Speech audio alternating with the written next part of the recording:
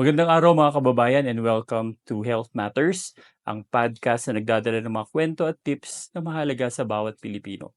Muli, ito ang inyong doktong at ngayong araw pag-uusapan natin ang isang lihim na laban na nangyayari sa loob ng ating ilong at sa ating sinusitis ng milyong-milyong Pilipino. Ito po ang allergic rhinitis at sinusitis. Akala po natin simpleng sipon lang yan o pagbahin, pero alam niyo po ba na may mga common indoor allergens sa ating bahay tulad ng dust mites, itong alikabok na galing sa ipis, balahibo ng ating mga alagang hayop at amag na tahimik na sumisira sa ating sinuses at tenga. Oo, maliliit na kalaban na naninirahan sa mainit at mahalumigmig nating klima. Nakatago ito sa ating mga kutsyon, sa ating carpet, pwede rin sa sofa. Naglalabas sila ng mga particles na nagpapairita sa lining ng ating ilong at sa lining ng ating mga tenga na nagdudulot ng chronic inflammation. Kaya laging bumabahin, kaya laging baradong ilong, minsan may pressure sa ating mukha, nangangati ang ating tenga at minsan pati na rin problema sa ating pandinig. Isipin nyo lang po ito, no? Tuwing gumigising po tayo araw-araw na may baradong ilong, tuloy-tuloy ang pagbabahin at parang may pressure sa ating pisngi at sa ating noo. Iniisip po natin, baka normal lang po ito dahil sa panahon o dahil sa sipon lang. Pero ano kung allergic rhinitis to na apektado halos 1 sa 5 Pilipino? Ibig sabihin 20% ng mga Pilipino ay araw-araw na nakikipaglaban dito buong taon. Hindi lang ito basta hay fever. Isipin niyo po, immune system po natin ang medyo nagkakaroon ng problema. Iniisip na delikadong kalaban ng dust mites o ang ipis, kaya umaatake po ito ng todo. Nangangati po ang ating ilong, lumuluha ang ating mga mata at parang malabo na rin po. Nagkakaroon po tayo ng headache. Pero ano po yung twist? Dahil sa inflammation, bumabara po ito sa ating mga sinuses, natatrap po ang mucus at ang mga mikrobyo dito sa loob. So dito po pumapasok ang tinatawag nating sinusitis. Matinding sakit sa mukha, makapal na sipon at minsan mayroon pang lagnat.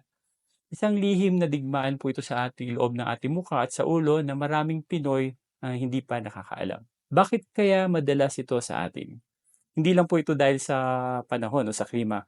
Ang mainit at mahalumigmig nating klima ay perfect para sa dust mites at amag na dumadami.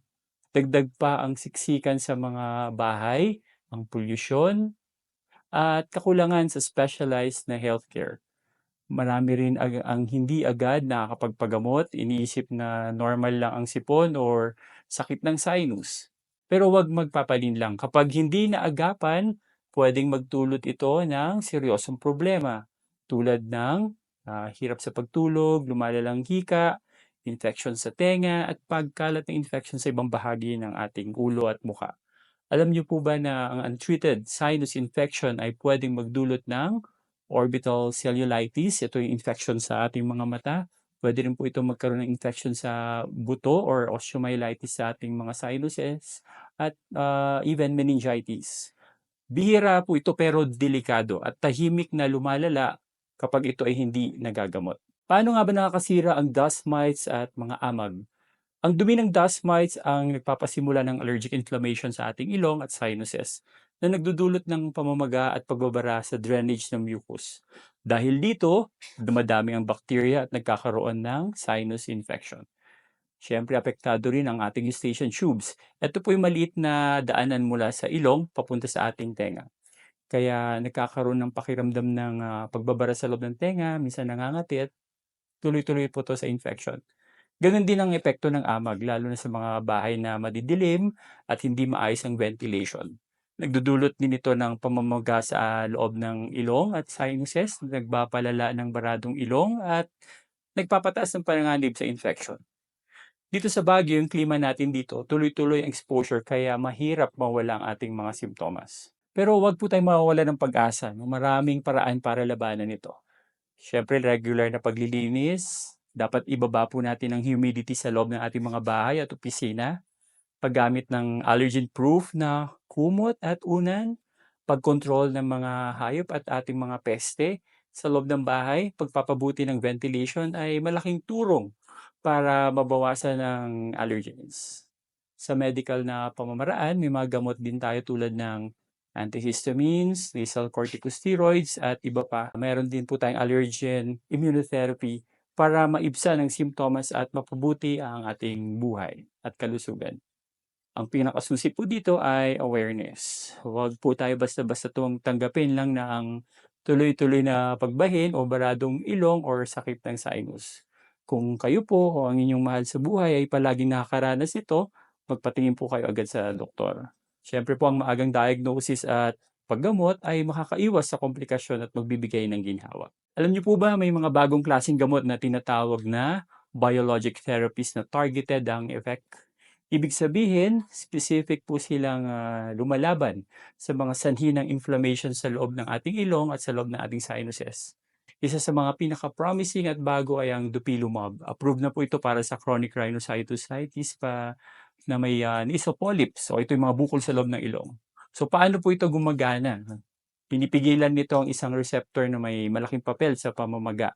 Kaya nababawasan ang laki ng ating polyps, bumubuti ang paghinga at nakakabalik ng pang-amoy. Maganda po 'to, malaking ginhawa ito para sa mga may matagal na problema sa ating ilong at sinuses. Meron din po tayong Omalizumab, isang monoclonal antibody na kontra IgE na ginagamit na rin para sa allergic asthma at chronic urticaria.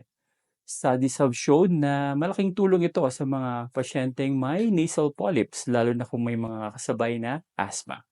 Nakakabawas ito ng polyp size at napapagaan ng simptomas. At hindi lang yan, ano, may mga bagong gamot pa tulad ng Mepolizumab at Benralizumab na targeted din ang interleukin-5. Ito po isang cytokine na responsible sa eosinophilic inflammation na very common sa ilang asthma at sinusitis patients. Sa mga early trials ng mga research na 'to, nakikita na nakakatulong ang Mepolizumab para sa mabawasan ng pangangailangan ng sinus surgery at mapabuti ang simptomas ng mga pasyenteng may eosinophilic chronic rhinosinusitis. Bukod sa mga gamot, may mga ibago pang paraan din sa pag-deliver ng corticosteroids para epektibo ang treatment. Meron po sa mga research, halimbawa yung exhalation delivery system for fluticasone or yung EDS-Flu or EDS-Flu. Isang device po ito na mas malalim ang inaabot at na bahagi ng sinuses para gumanda ang epekto at gamot, mabawasan ng side effects. Meron ding mga bioabsorbable sinus implants na inilalagay daw po ito sa loob ng sinuses during surgery. Etong mga devices na ito ay unti-unting nilalabas ang corticosteroids para tulungan ng paggaling ng sinus tissues at maiwasan ng pagbalik ng polyps. Siyempre, hindi rin po mawawala ang mga traditional treatments tulad ng intranasal corticosteroids, antihistamines, at siyempre allergen immunotherapy na patuloy pa rin na effective sa allergic rhinitis. At para naman sa mga chronic rhinosinusitis, may mga surgical interventions na rin po na ina-adjust at ginagawa base sa klase ng sakit ng pasyente para mas maganda naman ang resulta. Para sa atin naman dito sa Philippines, malaking tulong ang mga bagong therapies na ito, lalo na sa mga pasyenteng may severe o mahirap gamuting allergic rhinitis at sinusitis, lalo na't marami sa atin ang expose sa allergies at sa allergens buong taon at kasabay pang may asthma. Pero aminado tayo na may mga hamon pa sa accessibility at sa presyo ng mga gamot, lalo na itong mga bagong gamot na 'to. Alam niyo po ba na may mga bagong gamot at teknolohiya na unti-unting pumapasok sa bansa na puwedeng magpabago ng buhay ng mga may matagal ng sinusitis? Pero bago po 'yan, alamin muna natin ang mga karaniwang ginagamit na treatments dito po sa ating bansa. Para naman po sa mga may acute bacterial sinusitis, ang first line of treatment ay antibiotics. Karaniwang iniinom ito ng 5 hanggang 7 araw. Pero para sa mga may mataas na risk ng antibiotic resistance tulad ng mga matatanda, may mga recent antibiotic users o dun sa mga may immune problems tulad ng mga immunocompromised patients, dapat i-ma-adjust ang dose ng mga antibiotics na to. Pero tandaan po natin, hindi lahat ng sinusitis ay kailangan na antibiotics. Ginagamit lamang po ang antibiotics kapag matagal na ang simptomas, malala na ito or lumalala pa pagkatapos ng ilang araw para maiwasan ang antibiotic resistance. Para naman sa relief ng symptoms, maraming local remedies ang pwedeng gawin. Pwede po tayong mag-steam inhalation, pwede po mag-warm compress sa ating mga mukha. Minsan pwede rin po tayong uminom ng mainit na inumin para ma-promote ang drainage ng sinuses. Meron din po tayong mga nasal sprays din na pampaliit ng mga blood vessels sa loob ng ating ilong tulad ng phenylephrine at oxymetazoline. Pero yung mga ganitong gamot, huwag gamitin ng higit sa 5 araw para hindi po tayo magkaroon ng rebound congestion o rebound rhinitis. At syempre, malaking tulong din ng saline nasal irrigation para effective na malinisan ang ating mga ilong. Pero kailangan ng tamang paraan para gumana ito ng maayos. Hindi rin mawawala ang intranasal corticosteroids. Ito yung mga nasal sprays na nagpapababa ng pamamaga ng ilong at sinuses.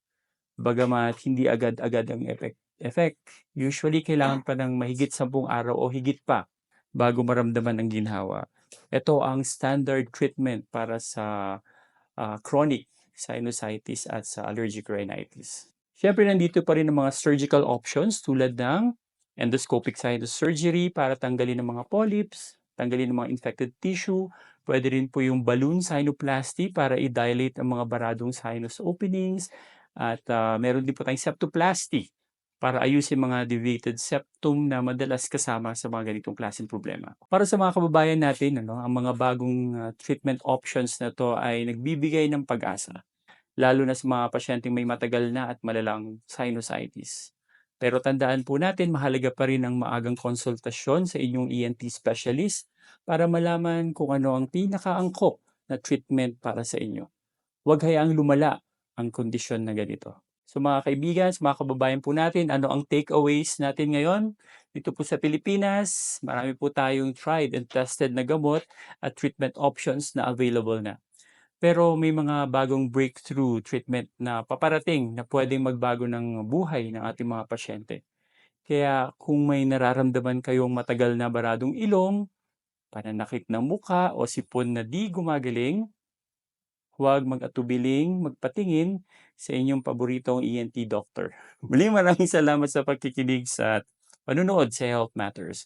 Tandaan po natin ang ilong at sinuses ay hindi lang basta bahagi ng muka. Ito ang daan sa inyong kalusugan. Alagaan niyo po itong mga to at aalagaan kanila. Stay healthy, stay informed, at gaya ng lagi nating sinasabi, your health is your wealth. Hanggang sa muli, mga kaibigan. Magandang araw.